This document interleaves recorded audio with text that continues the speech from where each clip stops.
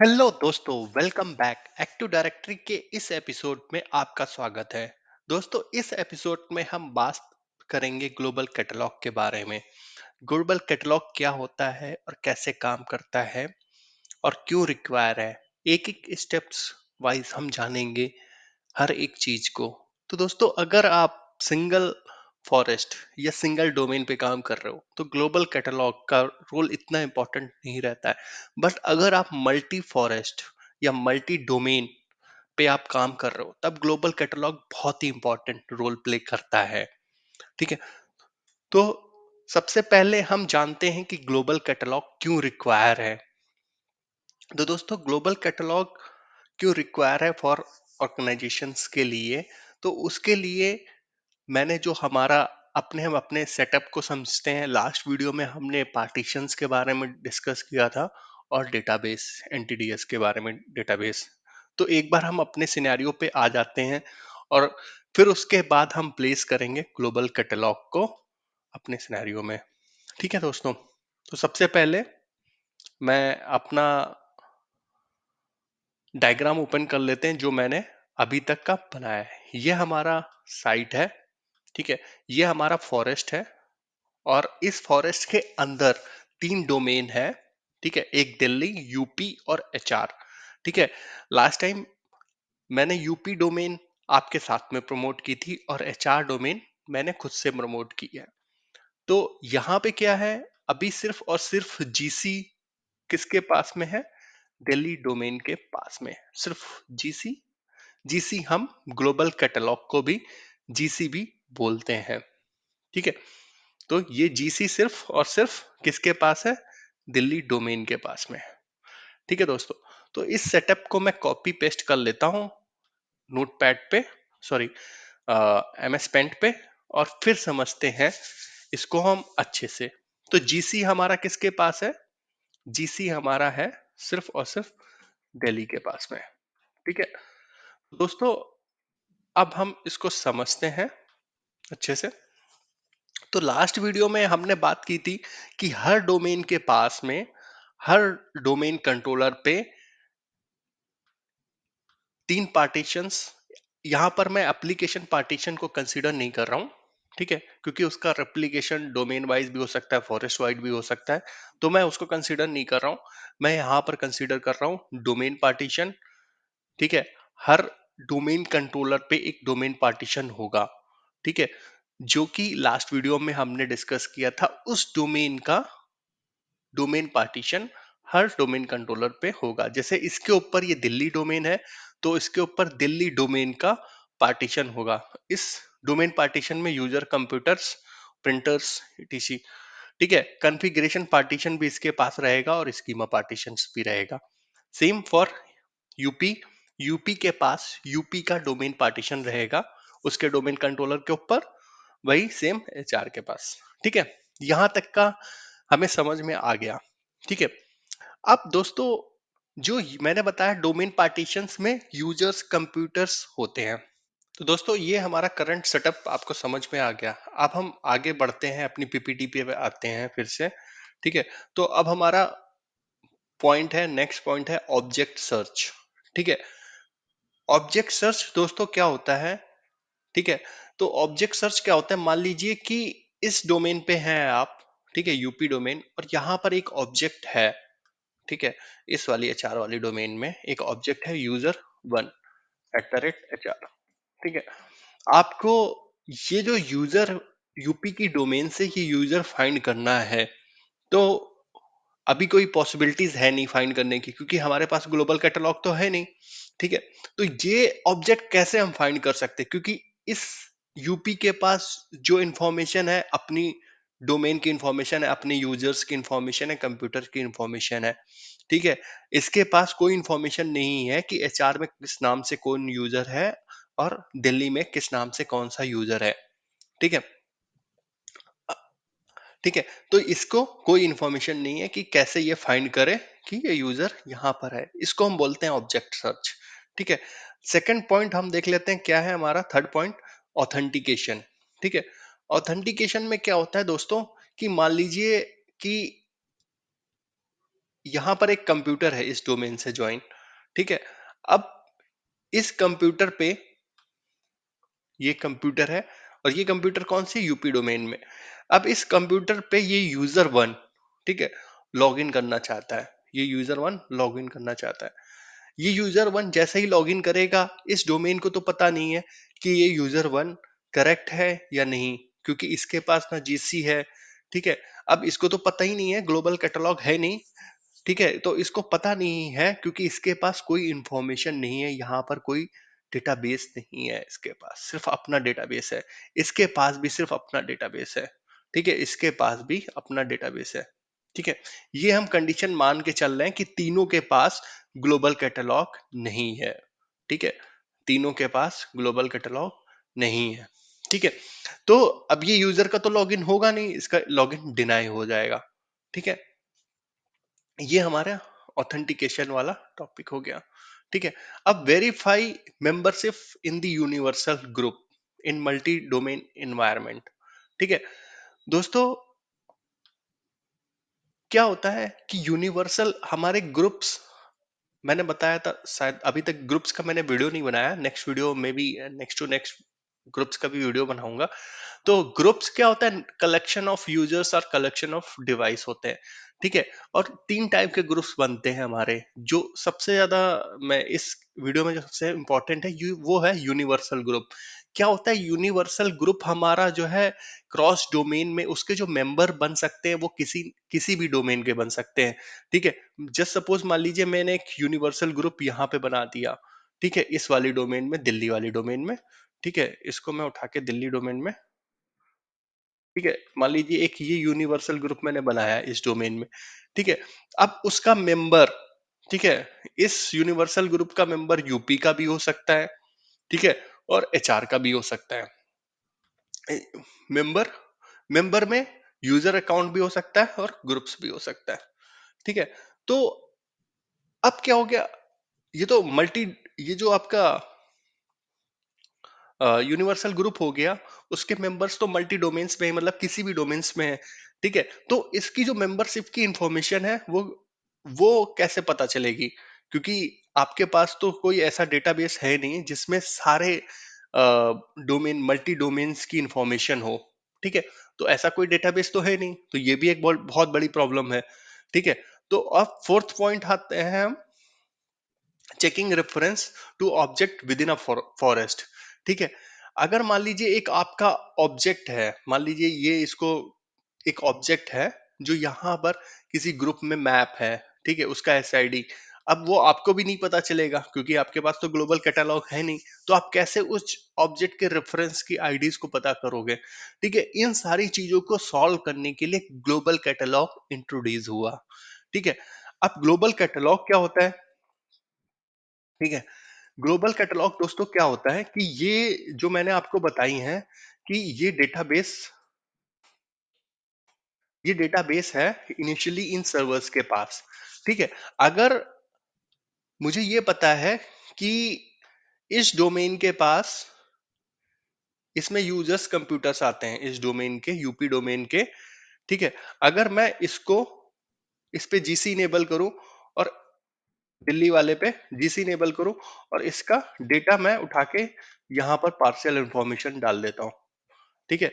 इसका भी मैं डेटा पार्शियल इंफॉर्मेशन उठा के यहाँ पे डाल देता हूँ, ठीक है। तो अब क्या होगा, भाई दिल्ली डोमेन को तो पता है क्योंकि दिल्ली के पास तो अब जीसी है, ठीक है, इसके पास जीसी भी आ गया, ठीक है। अब दिल्ली के पास तो जीसी है। अब जीसी का फर्क क्या हुआ, इस डोमेन के पास, ये देखो, इस डोमेन के पास, यूपी डोमेन के पास दिल्ली की कोई इंफॉर्मेशन नहीं है कि दिल्ली में कौन से ऑब्जेक्ट हैं, कौन से यूजर्स हैं, ठीक है, कौन से ग्रुप्स हैं। बट दिल्ली के पास इंफॉर्मेशन है कि यूपी के कौन से यूजर्स हैं और एचआर के कौन से यूजर्स हैं, ठीक है। अगर आप यहाँ पे भी ग्लोबल कैटलॉग इनेबल करते हो, जीसी, ठीक है, यहाँ पे भी इनेबल करते हो, तो इसके पास किस किस की इंफॉर्मेशन आ जाएगी, दिल्ली की आ जाएगी और एचआर की आ जाएगी, ठीक है। तो इसके पास भी आ गई दिल्ली की इंफॉर्मेशन और सेम यहां पर भी हो जाएगा।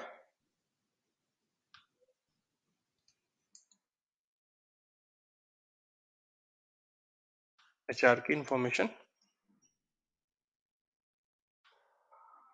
यहाँ पे भी एचआर की इंफॉर्मेशन आ गई। ठीक है दोस्तों, तो यहाँ पे भी, तो ये दोस्तों अब आपको समझ में आ गया होगा, क्योंकि अभी क्या है, जीसी हमारा किस किस के पास इनेबल है, इसके पास इनेबल है।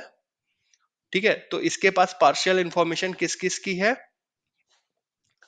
अ, दिल्ली की है और एचपी की है, एचआर की है सॉरी। ठीक है, एचपी की है और इसके पास, और इसके पास किसकी है, इन दोनों की है, यूपी की है और एचआर की है। ठीक है, तो ये सिंपल है कि अगर हम ग्लोबल कैटलॉग इनेबल करते हैं तो हमें पार्शियल इंफॉर्मेशन दूसरे डोमेन्स की पता चल जाती है। ठीक है, लेमैन के एग्जांपल में क्या है, जैसे मान लीजिए आपके यहाँ कोई एक बंदा होगा आपकी सोसाइटी में जिसके पास सारे लोगों की इंफॉर्मेशन रहती है। ठीक है, वो अपने घर की तो फुल इंफॉर्मेशन है उसके पास, राइट कॉपी है, बट दूसरों की रीड कॉपी है। रीड कॉपी का मतलब हो गया दूसरों के बारे में उसको पता है, कौन से टावर में रहते हैं या कौन से घर में रहते हैं, तो उसको एक थोड़ा सा रेफरेंस पता होता है, हाँ ये बंदा यहाँ रहता है। तो यही है ग्लोबल कैटलॉग का काम। अपने घर की तो इंफॉर्मेशन रखते ही है, पूरी राइट वाली इंफॉर्मेशन, ठीक है, रीड एंड राइट, और दूसरों के घर की रीड की इंफॉर्मेशन रखता है। तो यहाँ पर जो, मैं फिर से आपको एक बार फिर से समझा देता हूँ, ये हमारी जो फाइल थी वो है हमारी इस डोमेन के लिए राइटेबल फाइल, और नीचे वाली हमारी हो गई रीड वाली फाइल। ठीक है, तो ये सिंपल है। तो ये हो गया हमारा ग्लोबल कैटलॉग। अब क्या होगा कि मान लीजिए जो किसी भी यूजर यूजर यहाँ पे है, जो हमारा पहला एग्जांपल था सर्च वाला एग्जांपल था यूजर 1। ठीक है, @HR, मान लीजिए वो यहाँ से सर्च कर रहा है, तो भाई इसके पास तो पहले से ही एचआर के यूजर का नाम पता है। ठीक है, क्योंकि यहाँ पे जीसी इनेबल है, इसके पास एचआर का डेटाबेस है, पार्शियल डेटाबेस, तो ये यहाँ से चेक कर लेगा कि भैया ये तो एचआर की डोमेन में है ये यूजर 1। ठीक है, तो अब आपको पता चल गया, अब इस पे लॉग इन ही करना हो किसी को, इसको इस वाले यूजर को, जो मैंने सेकंड एग्जांपल लिया था ऑथेंटिकेशन का। ठीक है, तो ये मान लीजिए एक कंप्यूटर है, अब इस यूजर को इस पे लॉग इन करना है, इस कंप्यूटर पे, और ये कंप्यूटर बिलोंग करता है इस डोमेन से। ठीक है, अब ये जैसे ही ये यूजर इस कंप्यूटर पे लॉग इन करेगा, ठीक है, तो ये डीसी चेक करेगा, अरे ये तो एचआर डोमेन का है, ये एचआर डोमेन को कांटेक्ट करेगा। एचआर डोमेन क्या करेगा, यूजर को वेरीफाई करेगा और इसका डिस्टिंग्विश नेम देगा। ठीक है, डिस्टिंग्विश नेम इसको मिलेगा, ये इसको ऑथराइज कर देगा। डिस्टिंग्विश नेम का मतलब हो जाता है दोस्तों, लाइक मैं फिर से एचआर डोमेन पे चलता हूँ, ये यूजर 2 हो गया हमारा। ठीक है, अब हमें इसका डिस्टिंग्विश नेम जानना है। डिस्टिंग्विश नेम होता है एड्रेस हो गया, इस यूजर का एड्रेस कहाँ है।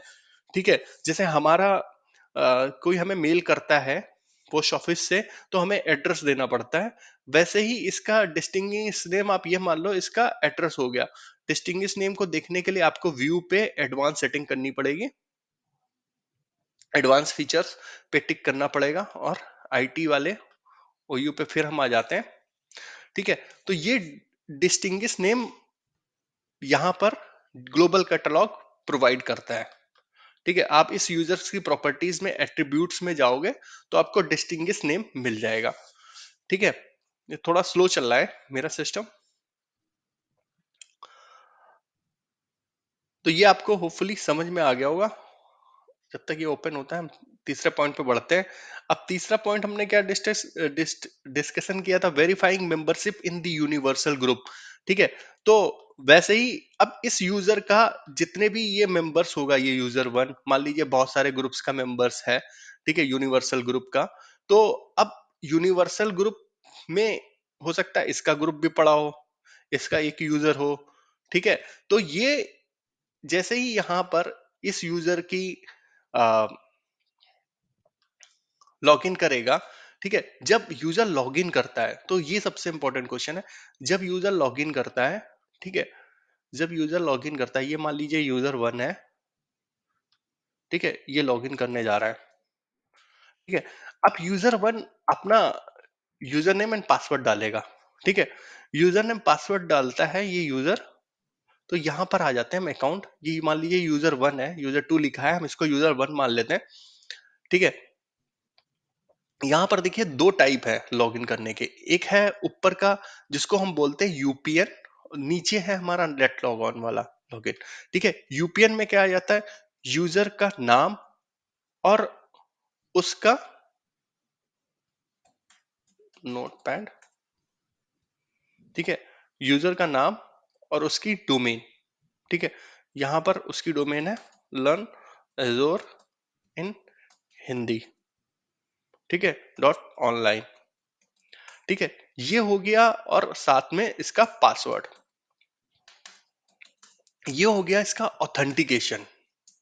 ठीक है, ऑथेंटिकेशन। अब यूजर के पास मेंबर ऑफ भी है। ठीक है, मेंबर ऑफ में क्या होता है दोस्तों, मेंबर ऑफ में ग्रुप्स होते हैं। ठीक है, ये ग्रुप्स है, जो कि ग्रुप्स क्या होते हैं, कहीं ना कहीं ग्रुप्स में परमिशंस ऐड होती हैं। ठीक है, तो ये हो गया हमारा जो ग्रुप्स हो गए इस यूजर के पास,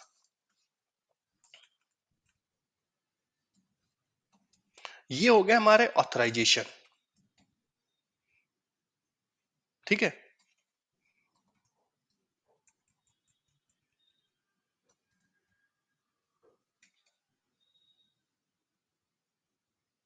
ये हमारा ऑथराइजेशन हो गया।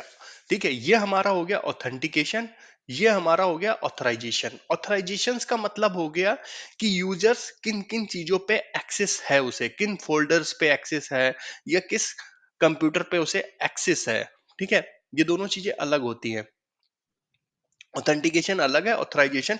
जिसको इन पे कंफ्यूजन है वो मेरा एक वीडियो पड़ा है एजोर एडी में, ऑथराइजेशन, ऑथेंटिकेशन वर्सेस ऑथराइजेशन, आप वो देख सकते हो, आपको ये पूरा डाउट क्लियर हो जाएगा। ठीक है, जब ये यूजर लॉग इन करता है किसी मशीन पे, तो ये यूजर के पास ऑथेंटिकेशन तो कर दिया, अब ऑथराइजेशन में उसके ग्रुप्स ऐड है। ठीक है, इसके पास कुछ ग्रुप्स की परमिशंस है, मतलब ये इस मेंबर ऑफ है कुछ ग्रुप्स का, तो वो हो गया उसका ऑथराइजेशन। ठीक है, तो उस समय अगर इसके पास कोई भी यूनिवर्सल ग्रुप है, ठीक है, तो यूनिवर्सल ग्रुप है तो जीसी का काम है यूनिवर्सल ग्रुप की मेंबरशिप को वेरीफाई करना और उसकी एसआईडी को निकालना, और वो किस डोमेन से बिलोंग करता है, ये सारी इंफॉर्मेशन इस ग्रुप को during the log on provide करना। ठीक है, ये भी जीसी का एक काम है। तो होपफुली ये आपको समझ में आ गया होगा। ठीक है, अब हम आते हैं वेरीफाइंग मेंबर यूनिवर्सल ग्रुप, ये हो गया हमारा। चेकिंग रेफरेंस, ये भी ऑब्जेक्ट सर्च जैसे ही होता है। ठीक है, तो ये आपको समझ में आ गया। अब व्हाट इज जीसी, जीसी आपको समझ में आ गया कि जो पार्शियल इंफॉर्मेशन होती है दूसरे डोमेन की। ठीक है, जीसी क्या हो गया हमारा, सेंट्रलाइज रिपोजिटरी हो गया। ठीक है, सेंट्रलाइज रिपोजिटरी का मतलब क्या है, इसके पास हर डोमेन की इस फॉरेस्ट में जीसी के पास हर डोमेन की इंफॉर्मेशन है, हर डोमेन की इंफॉर्मेशन है। ठीक है, कुछ की राइट है बट कुछ की रीड है, बट हर डोमेन की इंफॉर्मेशन है।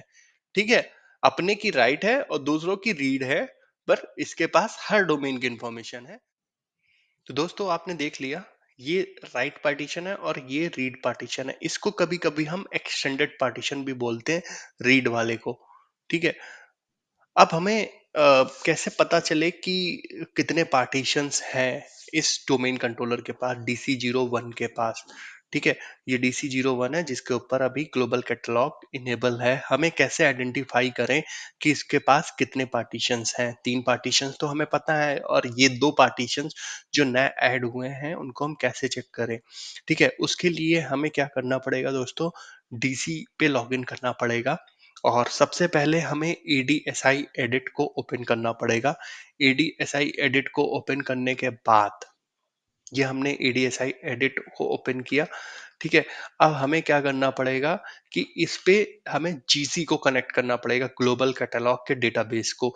यहाँ पे कनेक्ट टू पे क्लिक करेंगे, यहाँ पे आप लिख दीजिए जीसी, यहाँ पे आप नाम दे सकते हैं, मैंने जीसी दे दिया। और यहाँ पर मैं आके एडवांस पे आएंगे, यहाँ पे इस पे क्लिक करने के बाद आपको ग्लोबल कैटलॉग पे क्लिक करना होगा और ओके करना होगा, और ओके करना होगा। ये हमारा जो है अभी क्या है, ग्लोबल कैटलॉग का डेटाबेस कनेक्ट हो गया है। ठीक है, अब आप इसको एक्सपेंड कर सकते हैं, यहाँ पर देख सकते हैं यूपी भी आ रहा है। ठीक है, यूपी को जैसे ही आप क्लिक करेंगे तो ये फिर से एक्सटेंड हो जाएगा। ठीक है, यहाँ पर आप देख सकते हैं कि यूपी के सारे यूजर्स का ओयू आ गया, आईटी का एक ओयू मैंने बनाया था वो भी आ गया यहाँ पर। ठीक है, ये सारी चीजें यहाँ पर आ गई हैं। ठीक है, सेम सिमिलरली एचआर का भी यहाँ पर ये आप देख सकते हैं, ये आ गया। ठीक है, और ये सारी चीजें यहाँ पर एचआर की भी आ गई हैं पार्टीशंस के बारे में। आप अगर एच आर ओ यू पे क्लिक करोगे तो ये देखिए यहाँ पे दो ग्रुप्स बने हुए हैं, उनकी भी इंफॉर्मेशन यहाँ पर आ गई है।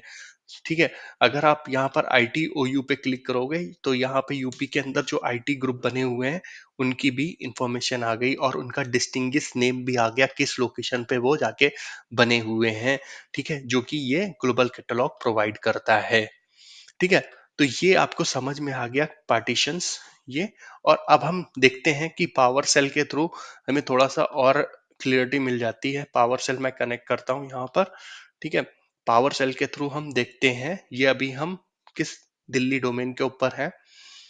तो अगर मैं पावर सेल के थ्रू, एक कमांड होती है, ठीक है, वो कमांड मैंने यहाँ लिखी हुई है, ये मैं कमांड आपको वहां पे भी डाल दूंगा।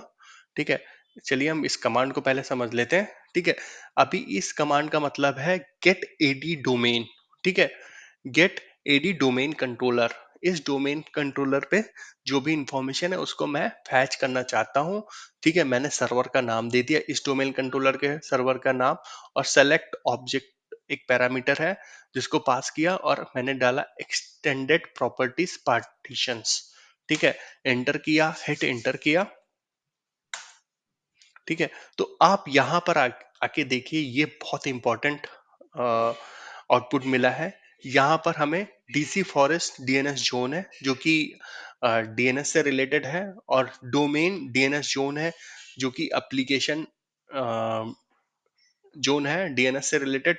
ठीक है, स्कीमा है पार्टीशन इसके पास, जैसा कि हमने डिस्कस किया था स्कीमा होना चाहिए। ठीक है, कॉन्फ़िगरेशन पार्टीशन है। ठीक है, डीसी पार्टीशन है, डीसी पार्टीशन मतलब ये हो गया इसके डोमेन का पार्टीशन हो गया। ठीक है, इसके पास एचआर का भी पार्टीशन है और यूपी का भी पार्टीशंस है। तो ये दोनों जो हैं हमारे वो एक्स्ट्रा है इसके पास, जो कि ग्लोबल कैटलॉग की वजह से आए हैं इसके पास। ठीक है, ये आपको क्लियर हो गया। ठीक है, तो ये इसको यहाँ पे मिले, और A D S I edit से मैंने इन दोनों पार्टीशंस पे आपको दिखा दिया कि यहाँ पर क्या क्या ऑब्जेक्ट हैं। ठीक है, तो ये आपको समझ में आ गया। अब हम आते हैं अपने नेक्स्ट टॉपिक पे, फिर से हम पीपीटी ओपन कर लेते हैं। तो दोस्तों नेक्स्ट पॉइंट है हमारा, how GC is work and what is partial attribute set.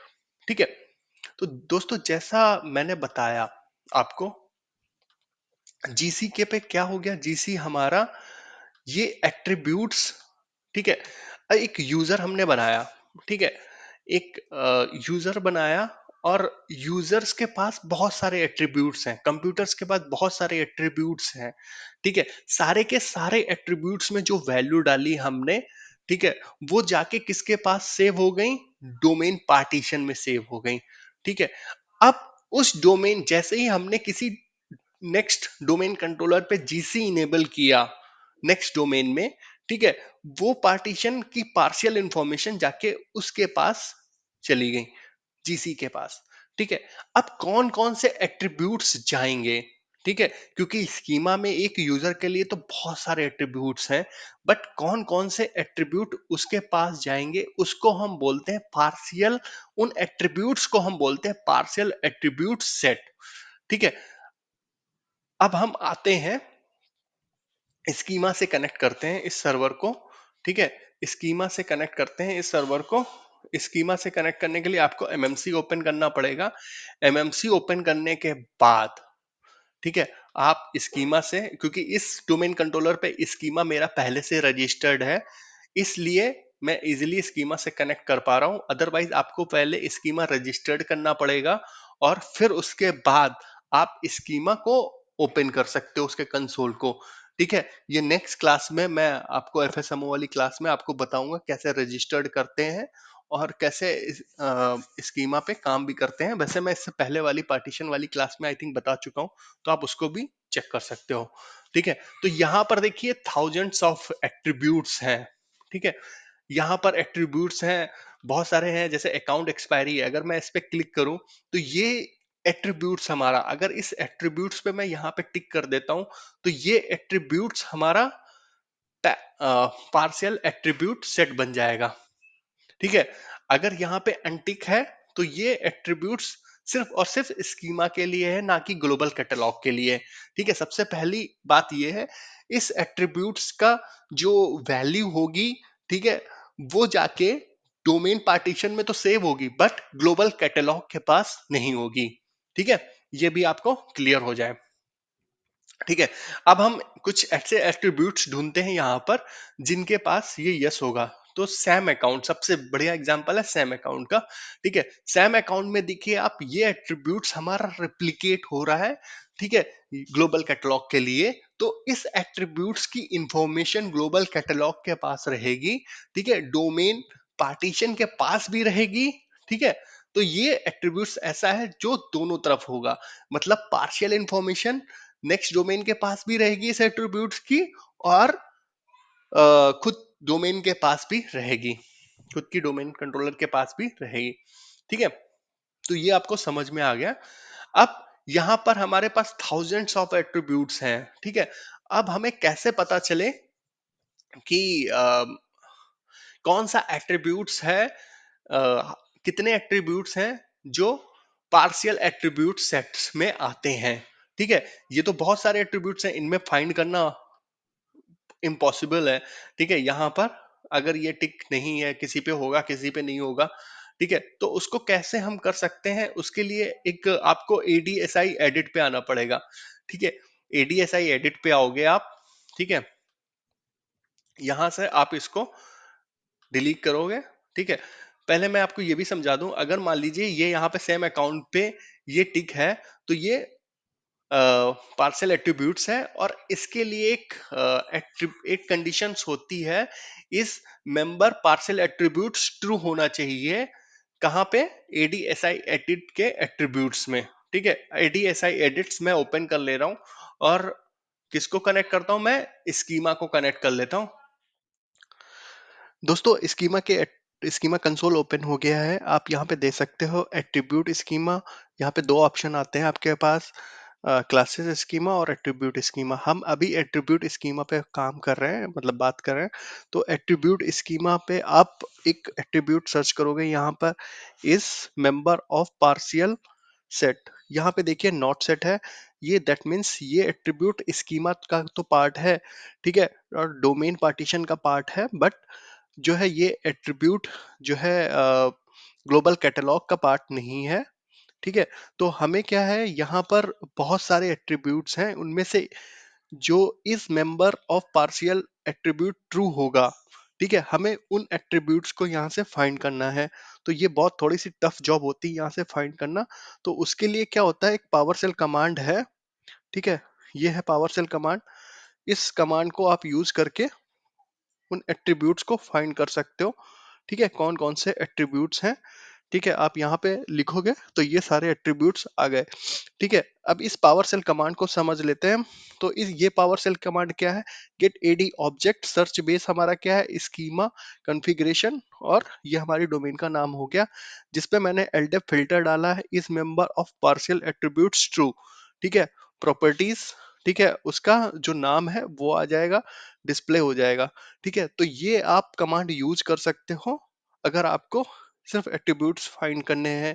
ये मैं आपको डिस्क्रिप्शन बार में ये कमांड दे दूंगा, और एक कमांड ये भी दे दूंगा जो इसका पूरा रिजल्ट आ जाएगा, आपको पूरा डेटाबेस आ जाएगा।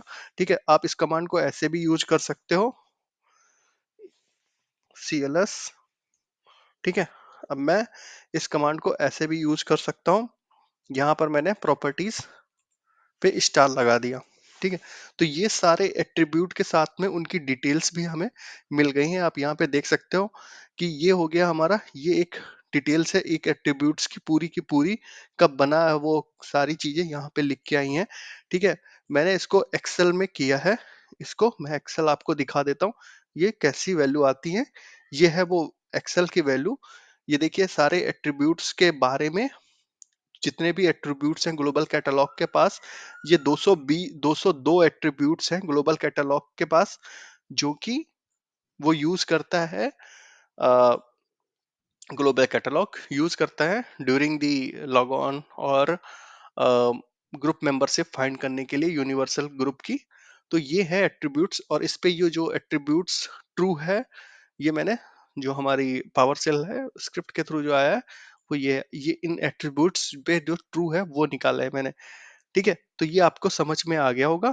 ठीक है, अब हम आते हैं अपनी पीपीटी पे फिर से। अब हम अपनी पीपीटी पे देखते हैं कि कौन से पॉइंट पे how to verify GC is install correctly.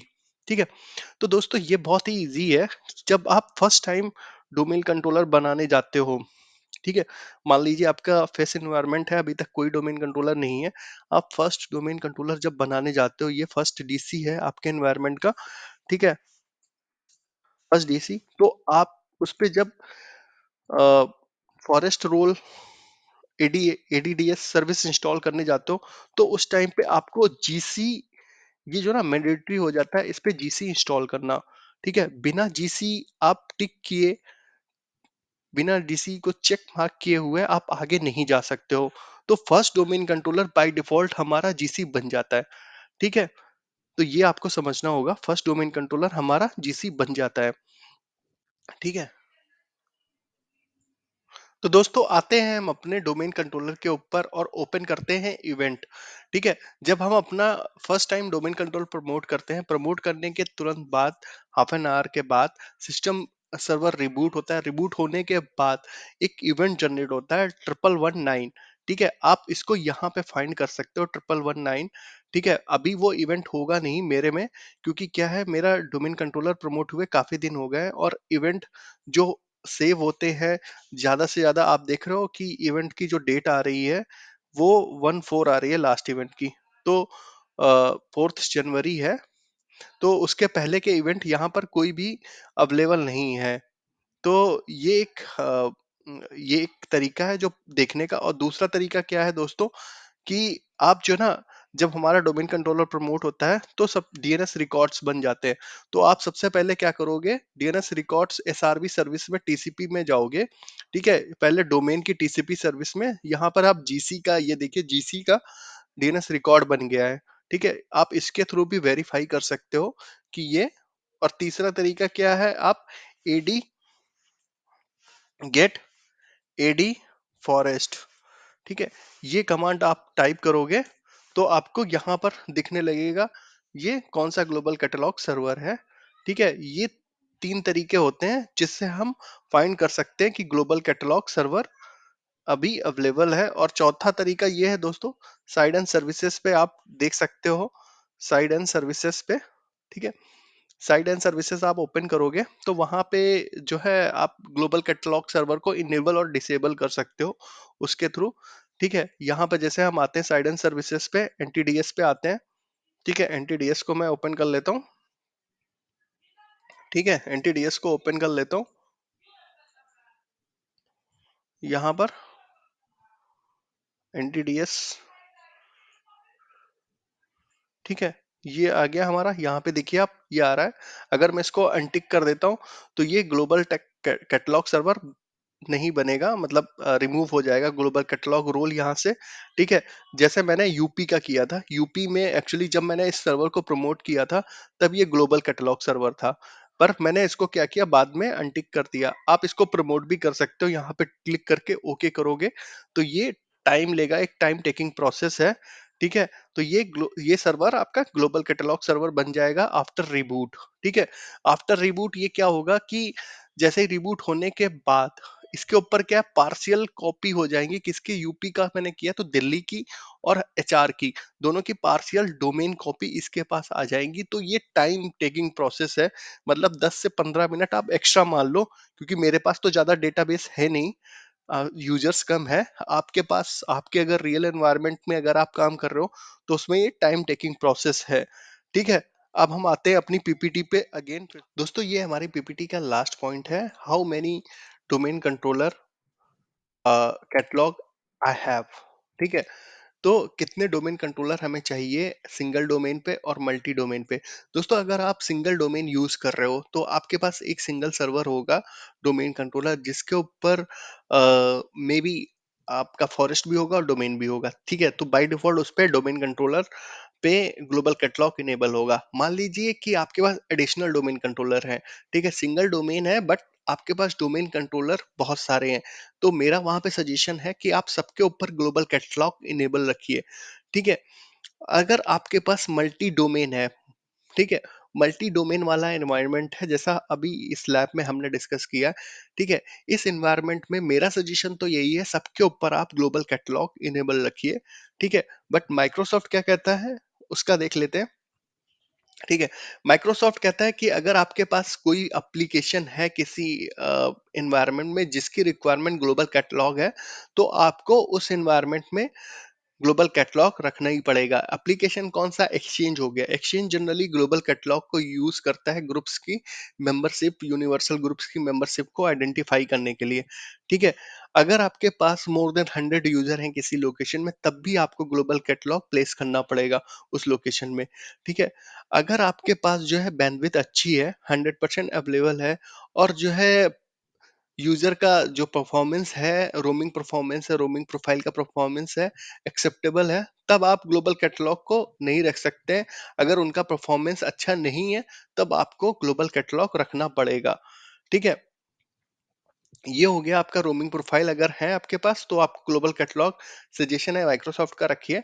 ठीक है, अगर आपकी ये सारी कंडीशंस फुलफिल नहीं हो रही हैं, ठीक है, ये है नहीं आपकी कंडीशंस, तो आप क्या कर सकते हो, इनेबल यूनिवर्सल मेंबरशिप कैसे? ठीक है, मान लीजिए आपके एनवायरनमेंट में 5 से 10 यूजर्स हैं, किसी ब्रांच ऑफिस में या किसी लोकेशन में, वहां पे आपका डोमेन कंट्रोलर पड़ा है। मान लीजिए 50 यूजर्स हैं, आपका डोमेन कंट्रोलर पड़ा हुआ है। ठीक है, अब मेन प्रॉब्लम क्या आती है, जब यूजर लॉग इन करता है तो यूजर क्या होता है कि हो सकता है यूजर डिफरेंट डोमेन का हो, उस डोमेन का ना हो जिस डोमेन का डोमेन कंट्रोलर उस एनवायरनमेंट में रखा हुआ है। ठीक है, अगर वो डिफरेंट डोमेन का यूजर है, तो ठीक है, यूजर तो लॉग इन हो जाएगा। ठीक है, बट प्रॉब्लम आएगी, मान लीजिए वो उसके पास बहुत सारे ग्रुप्स हैं। ठीक है, वो बहुत सारे ग्रुप्स का मेंबर है, उसमें से ग्रुप्स, कुछ ग्रुप्स हो सकते हैं यूनिवर्सल ग्रुप हो।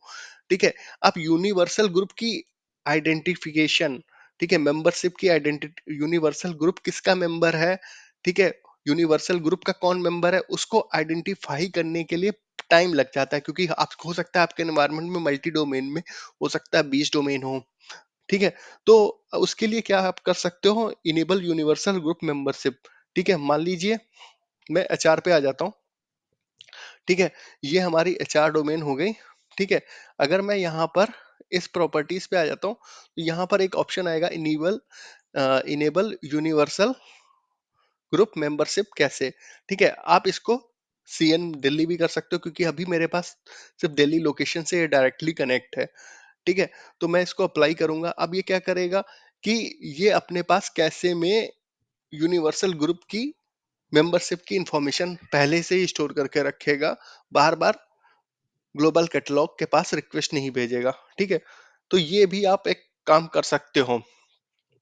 ठीक है, अब दोस्तों एक सबसे इंपॉर्टेंट चीज और भी हम यहाँ समझ लेते हैं कि मान लीजिए,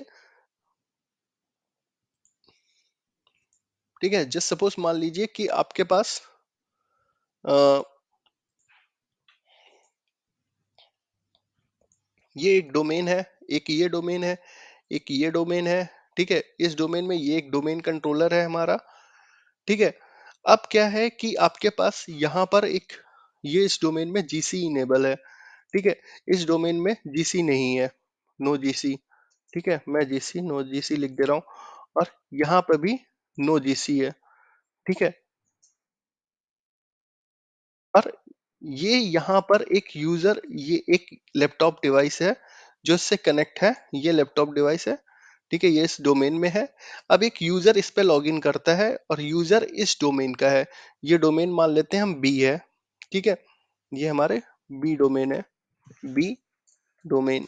ठीक है, बी डोमेन का यूजर है जो इस पे लॉगिन करने जा रहा है। ठीक है, इसका नाम हो गया user at the rate B. ठीक है, होगा क्या दोस्तों, अब इस डोमेन, ये डोमेन का नाम क्या है, सी। डोमेन सी, डोमेन सी को तो पता नहीं है ना, डोमेन सी को तो पता नहीं है कि ये बी यूजर कौन है, तो ये क्या करेगी, ये अपने पेरेंट के पास इंफॉर्मेशन भेज देगी। ये अपने पेरेंट के पास क्या, इसको ये पता है कि ग्लोबल कैटलॉग सर्वर कौन सा है, ठीक है, through the SRB record. SRB record क्या करते हैं, ग्लोबल कैटलॉग जैसे ही ये प्रमोट होता है, ठीक है, ये एडवर्टाइज कर देता है कि भैया मैं, मेरे पास ग्लोबल कैटलॉग का रोल है, ठीक है, अगर तुम्हें इंफॉर्मेशन चाहिए तो मुझसे ले लो। ये मैं आपको डीएनएस वाले जब टॉपिक में हम होंगे तब मैं बताऊंगा एडवर्टाइज क्या होता है, कि कि ग्लोबल कैटलॉग या एलडेप या कर्बरोस कैसे एडवर्टाइज करते हैं कि भैया ये मेरे पास सर्विसेज हैं, अगर आपको चाहिए तो मेरे पास ले लो, ठीक है। तो ये हो गया एडवर्टाइज करना। ये क्या, पहले इसके इससे पूछेगा भैया कि तुम्हारा ये बी क्या है, डोमेन बी क्या है, ठीक है, ये इसके पास इंफॉर्मेशन भेजेगा, ये अपने पार्शियल कैसे में चेक करेगा, अरे बी तो इस डोमेन का है और इसका डिस्टिंग्विश नेम ये है, ये इसको इंफॉर्मेशन प्रोवाइड करेगा, इसका डिस्टिंग्विश नेम, और ये इस पे इसको ऑथराइज कर देगा लॉगिन के लिए, तो ये लॉगिन हो जाएगा प्रोसेस, ठीक है। तो यहाँ पर आपको ये समझ में आ गया होगा, तो आशा करता हूँ ये सारे पॉइंट्स आपको क्लियर हो गए होंगे। तो जो सबसे इंपॉर्टेंट पॉइंट है यहाँ पर 3268, तो दोस्तों 3268 क्या होता है, ग्लोबल कैटलॉग का पोर्ट नंबर होता है। अगर आप ग्लोबल कैटलॉग प्लेस कर रहे हो अपनी ऑर्गेनाइजेशन में, तो ये वैसे एडी पोर्ट्स में आता है, एडी पोर्ट्स की लिस्ट में आता है, तो सारे के सारे डोमेन कंट्रोलर के बीच में ना ये 3268 ओपन होना चाहिए पोर्ट, और फिर उसके बाद क्लाइंट और आपके डोमेन कंट्रोलर के बीच में भी 3268 पोर्ट ओपन होना चाहिए। मैं एक वीडियो बनाऊंगा जिसमें मैं पोर्ट के बारे में पूरी डिटेल में बताऊंगा, कौन सा पोर्ट किसके बीच में ओपन होना चाहिए, क्लाइंट के डोमेन कंट्रोलर के बीच में, डोमेन कंट्रोलर और डोमेन कंट्रोलर के बीच में, और कौन सी पोर्ट की क्या इंपॉर्टेंस है, कौन सा पोर्ट अगर मिस होता है तो आपके यहाँ क्या क्या प्रॉब्लम्स आ सकती हैं। इस टॉपिक पे भी एक वीडियो बनाऊंगा। आशा करता हूँ ये वीडियो आपको समझ में आ गया हो। Thank you. आपको अगर अच्छा लगा हो तो प्लीज कृपया कमेंट करें। Thank you.